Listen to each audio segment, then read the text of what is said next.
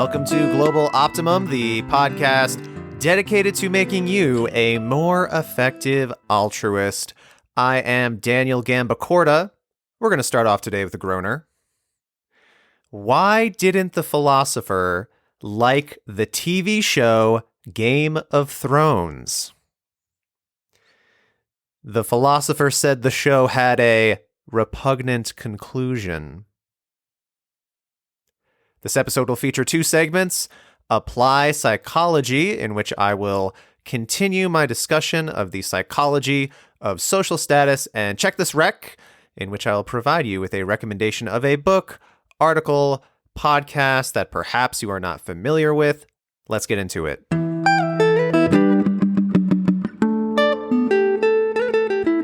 In the last episode, I talked about the basics of social status and started going into the ways that status can bias our thinking.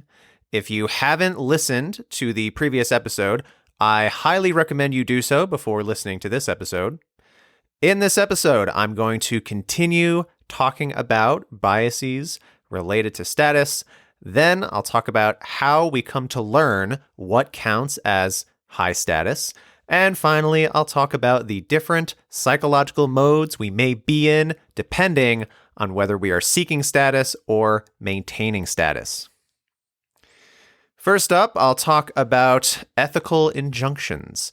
Ethical injunctions are rules to not do something even when you've concluded it's the right thing to do. Some of the things that motivate us are powerful enough to warp our morality. For example, people seem to be unusually willing to do bad things to get money and sex. Status is one of these morality warping motivators. I've mentioned it before, but power corrupts rather reliably, enough so that we should be willing to take the outside view and assume that we too are corruptible by power. Given that status can be morally corrosive in ways that are apparently not completely noticeable to those with high status, we can find ourselves in a situation where we can't completely trust our own thinking. We can reliably expect to be biased and to make bad decisions when power is on the line. In a case like this, we could benefit from having hard rules about what we can and cannot do, because we can't count on ourselves to make a good game time decision. In its most general form, an ethical injunction around status would entail resolving to not do a bad thing to gain status, even when the utilitarian calculation says it's worth doing the bad thing. For example, if you find yourself concluding that the best thing for the world is for you to lie or cheat or betray someone in order to gain status, because once you're higher status, you'll be able to do more good in the world, you still don't do the bad thing. Even though you're convinced that doing the bad thing is best for the world, you still don't do it because you know you can't trust your moral calculations in this particular instance. Of course, the devil is in the details. There's no obvious way of picking out which rules are more or less unbreakable and which are more flexible. If nothing else, the spirit of ethical injunctions is worth considering when deciding whether to break some moral rule for the greater good. Consider that your thinking might be warped by status or some other powerful motivator. I'll give one concrete example of an ethical injunction for illustration. Say you are a psychology researcher. You want to publish research not just to advance science and improve the human condition, but also so you can get tenure and look impressive and play the little status game you happened to get sucked into. You run a study. When you do the analysis, you find your results are not statistically significant, but they are very close to being statistically significant. Since your results are not significant, you probably can't publish them. You dig into your data. You remember there was one participant who seemed very strange. They weren't really paying attention, and they didn't seem like they were taking the experiment seriously. You delete their data to see what happens. When you analyze the data without that one participant, you find that your results are significant. Your data are now publishable. You put all this time and effort into the study. You really feel like your theory is sound and you used solid methods, and you're sure the only reason you didn't get significant results is because of that one participant who was being weird. So you go ahead and publish your results without mentioning that you deleted the data from one participant based on a hunch. This is a story of data falsification. It is not the gravest scientific sin, but it is a sin nonetheless. Our imaginary researcher perhaps could have benefited from an ethical injunction to never falsify data, even when you can come up with a plausible sounding story for why it's actually okay in this one case. As a scientist, you should acknowledge that you are going to be motivated to make your results come out a particular way. Therefore, you can't trust yourself to decide whether or not to falsify data after you've already poured a bunch of time and money into running a study, and you have the pressure of tenure weighing on you, and you've come up with a justification for why, in this case, it's not so bad. You should rather, ahead of time, commit to never falsify data, period. If and when you are in a position of power, there's going to be decisions which sit in a moral gray zone. It will often be possible to come up with compelling sounding arguments for doing the thing that's good for you, but bad for other people. So it might not be a terrible idea to think a little bit about what you definitely shouldn't do no matter what. Next, I shall discuss the status antenna. What counts as high status in a particular culture is not literally arbitrary. There are good reasons why certain traits are considered high status. Status tends to be associated with strength, beauty, intelligence, leadership, health, wealth, and other good stuff. That said, there is lots of variance across cultures as to exactly what indicates status. There is a lot of learning we have to do to understand what counts as status in our particular culture. We all have a status antenna. We are picking up signals of status. We are picking up on what impresses us, what impresses others, who gets attention, who gets signals of deference, who is attractive. Based on these signals, we gain an intuitive sense for what counts as status. As I discussed in the last episode, status is quite contextual. Being cool in one context does not necessarily make you cool in another. Perhaps your culture or subculture values having low body fat, or perhaps it values having relatively high body fat. Perhaps in your culture, your status is measured by how many people you have killed in battle. If you are a professional bowler, I'm sure it's cool to be good at bowling. Bowling is rolling a ball and knocking down pins. From the outside, it might seem kind of strange that someone can be obsessed with their ability to roll a ball. Like, who cares if you're good at rolling a ball? Well, bowlers care. In whatever subculture you find yourself, there may be some dumb thing that counts as status that is unintelligible to those outside that subculture. But if you have swum within that culture for a while, your status antenna has picked up the signals that lets you intuitively understand what counts as cool for that group. The more deeply you immerse yourself within a subculture, the more strongly you will viscerally feel the desire for that culture's status markers. This can lead to the psychological state known as motivation. When I go to a psychology conference, right afterward, I feel particularly motivated to do psychology research. There's different reasons for this, but one is when you are at a conference, you are immersing yourself in a subculture. You are in a bubble with a clear status hierarchy, and your status antenna is getting lots of clear signals regarding what is cool in this environment. You see the top researchers getting respect and deference. You're surrounded by people striving to collect the status tokens that would make them look impressive, in this case, publications in prestigious journals. At a conference, you get a tsunami of signals telling you who has status and what you should do to gain status, which leads to feeling motivated to do the things that would get you that status. If you've ever been to an effective altruism conference, perhaps that made you feel particularly energized to do EA things. Again, there are other psychological factors that can explain this, but status is part of the story.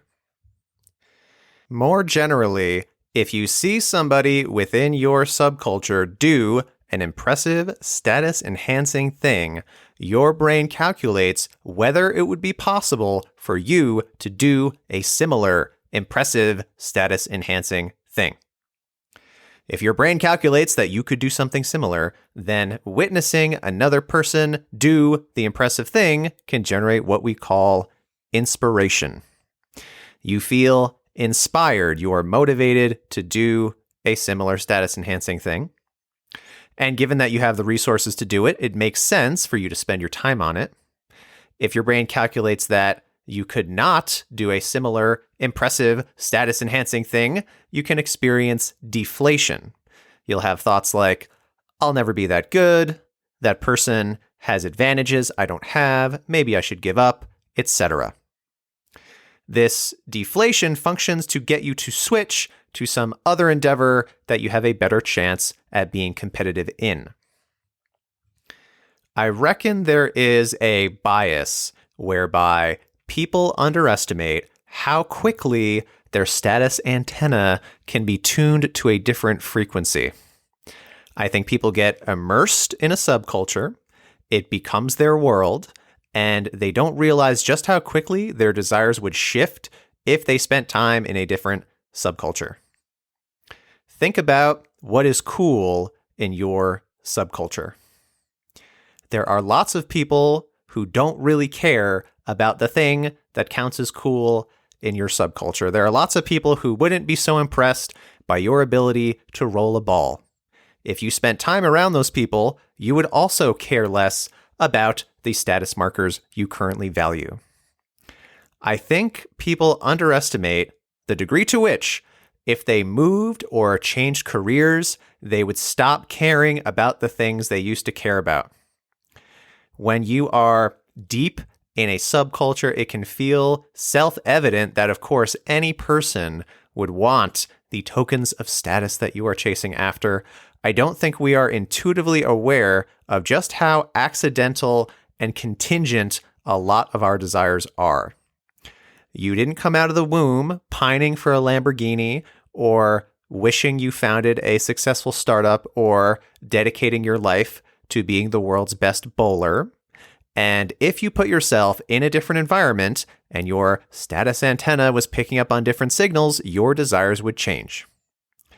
We get too attached to whatever thingy we happen to be into right now and underestimate how easily we could come to value some other thingy if we were in a different environment. As a corollary, there might be some value in taking control of the status signals you expose yourself to. If you watch reality TV shows that celebrate owning a mansion and you expose yourself to people on social media showing off their vacations, you may find that you feel mysteriously motivated to engage in conspicuous consumption. If you feed yourself signals that cool people set their money on fire to show off, it may motivate you to set your money on fire. If, upon reflection, you don't want to be the kind of person who engages in conspicuous consumption, it might be reasonable to do the things that would prevent you from feeling motivated to conspicuously consume. At least be aware that you are getting signals from the environment about what is cool and understand that those signals will shape your behavior. Next up, status seeking and status retention as different psychological modes. I'll start this chunk with an analogy. There are distinct psychological modes that correspond to mate seeking and mate retention. If someone is single, they will be in more of a mate seeking mode. They will try harder to be physically attractive. They will spend more time meeting new people. They will basically signal harder that they would be a good mate, be that through displays of creativity or wealth or what have you. If someone is in a relationship, they will be in more of a mate retention mode. They will become more introverted and won't try as hard to look attractive to potential mates. Also, jealousy gets turned on. People in relationships become vigilant to signs that their partner may be interested in others. Yes, I accept that there is variance in mating psychology, but this is pretty typical. So, there are these distinct modes that are made up of a suite of psychological mechanisms. If we want to know why these different modes exist, part of the answer is people responding to incentives and only putting forth the effort when the payoff is worth it. If you are single, it feels worth the effort to meet new people and lose weight and work out. When you are in a relationship, the kinds of efforts that make you more attractive may not be worth putting forth anymore. You already have the thing you want, and your partner probably won't leave you if you become marginally less attractive, so there's less motivation to, for example, look as good as possible. Another reason for this different psychological mode is it compels you to put forth different kinds of efforts that have their own adaptive logic. Jealousy is a useful emotion, and we can tell a straightforward story as to why an emotion like jealousy would evolve. Once we have the relationship we want, we switch over from a psychology aimed at finding a new relationship to a psychology of maintaining the relationship we have. Much the same way that there are different psychological modes that correspond to mate seeking and mate retention, there are likewise different psychological modes that correspond to status seeking and status retention. When people have a sense that they could increase their status through effort, they will be in more of a status-seeking mode. And when people have achieved status and don't sense that they could significantly increase their status, they will be in more of a status retention mode. Status-seeking is characterized by risk-taking, creativity, and ambition. Status retention is characterized by risk aversion, conservatism, and lower productivity. The output of scientists and artists often decreases and declines in quality after they achieve status. For example, mathematicians who win the Fields Medal publish fewer papers per year after they win, whereas mathematicians who were contenders for the Fields Medal but didn't win publish more papers per year after the medal was awarded. Similarly, the papers of medal winners published after they win receive fewer citations than papers of contenders. In other words, once a mathematician wins the highest award in mathematics, they become less productive. According to a paper by Borjas and Doran, about half of this effect is due to medal winners putting forward less research effort. Medalists have the status they were looking for, so they don't work as hard.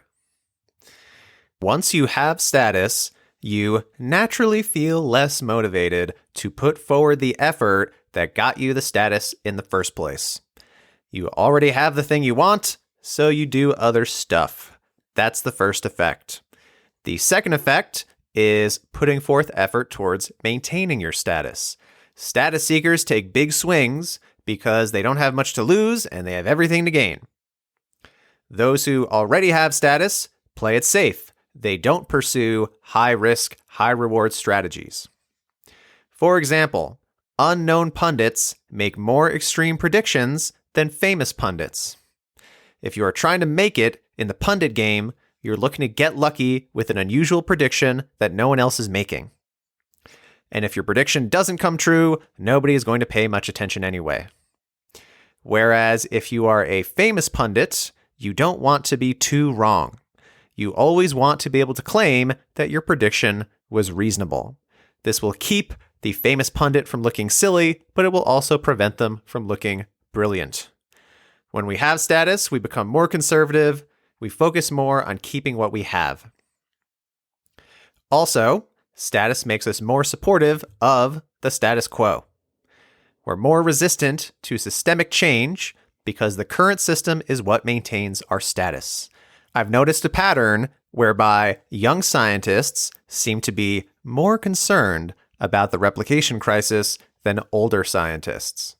The idea that the old guard screwed up and we need to do things in a different way is appealing to young status drivers. If you could do things better than the old timers, you can grab some of their status. I've noticed that established scientists are more likely to essentially ignore the replication crisis or say things like, it's not really a crisis.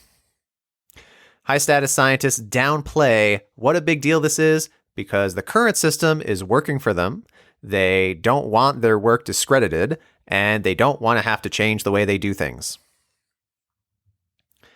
Next, I'll list some downsides of status and give some suggestions regarding what to do about these potential downsides. Downsides of high status include getting more uncritical praise and less honest feedback, spending less time doing the thing that gave you status and more time schmoozing, taking meetings, and doing famous people things. When you are high status, it's harder to publicly change your mind. And as I mentioned previously, being in a status retention mode seems bad for creativity and innovation. There are lots of upsides to being high status, of course, and it doesn't seem reasonable to me that you can be endlessly motivated to strive for status but never actually get it. That said, maybe you can nudge yourself to remain in a more status-driving psychological mode if you judge that to be better overall. How can one do that? In a less wrong article titled High Status and Stupidity, Why? Eliezer Yudkowsky discusses methods he uses for staying in a status-seeking psychological mode. If I were to distill what he says into recommendations, they would be: 1. Avoid taking on positions of power. 2. Avoid reflecting on and basking in your achieved status. And 3. Resist the pressures others put on you to take on a high status style. Here is what Yudkowsky says regarding these 3 points, quote, I consistently refuse to be drawn into running the Singularity Institute. I have an overwhelming sense of doom about what happens if I start going down that road. I try in general to avoid sending my brain signals that tell it that I am high status, just in case that causes my brain to decide it is no longer necessary. In fact, I try to avoid sending my brain signals which tell it that I have achieved acceptance in my tribe. When my brain begins thinking something that generates a sense of high status within the tribe, I stop thinking that thought. I refuse to conform to people's expectations of a wise sage who always speaks with kindness and sober deliberation, of which I have said, I am not bloody Gandalf. End quote. All right, that is it for this episode, guys. I did not anticipate this, but it looks like there is going to be a social status part 3. In the next episode, we will conclude this exciting trilogy. I've saved the deepest, most bananas insights for last, so start getting excited. I said these episodes were going to be like The Matrix, but when I said that, I didn't mean that there would be a trilogy and the last one would suck so hard it made you feel bad for humanity. This is going to be like The Matrix, except I'm going to stick the landing. This is your last chance to turn back. If you listen to the next episode, you will see how deep the rabbit hole goes. Remember, all I'm offering is the truth, nothing more.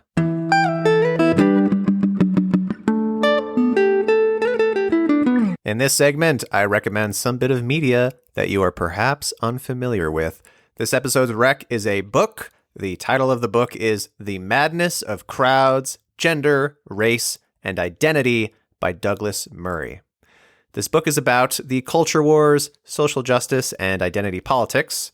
It is not meant to be a fair weighing of different opinions. It is written from a particular perspective. Murray is conservative, and as you may be able to guess, not a huge fan of identity politics. I think a lot of what he writes in the book is common sense, whereas some of it is completely off the deep end. I certainly do not endorse everything in the book. That said, I did really actually get a better understanding of the issues after reading it. I understand conservative views better. I think I can now pass an ideological Turing test.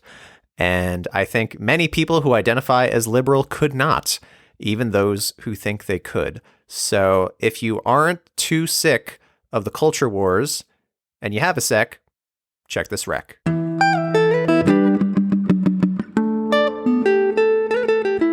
That's it for this episode. The sources that I've referred to throughout the episode, including this week's rec, can be found in the show notes.